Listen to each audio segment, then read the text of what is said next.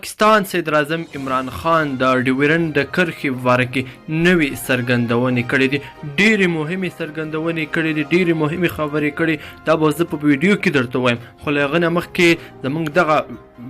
ویډیو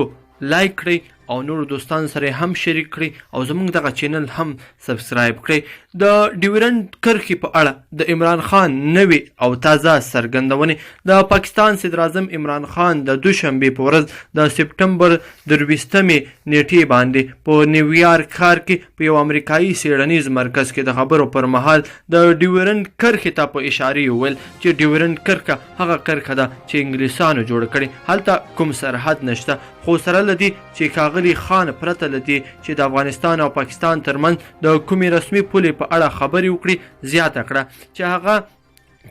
د هغو تورونو د شتون په اړه چې ګواکې یاغیان له پاکستان نه افغانستان ته ځي په سرحد باندې اغزغن تار غځوي. ښاغلي خان همدا شان اشاره کړې ده چې 2.7 میلیونه افغان مهاجر په پاکستان کې اوسېږي او د پاکستان حکومت ته ستونزه ده چې پوه شي څوک څه وخت ځي او څوک څه وخت نه راځي. هغه ویلي دي چې که غوښتنه داسې وي چې خلکو تګ راتګ په بشپړه توګه بند شي، نو افغان مهاجر باید خپل هیواد ته ستانه شي. دا په داسې حال کې ده چې په دې وروستیو کې د تورخم د بندر د څلېرې ساعته پرانیستلو وروسته د ډیورنډ د کرښې او د افغانستان او پاکستان ترمنځ د رسمي سرحد په اړه بحث تود شوی دی.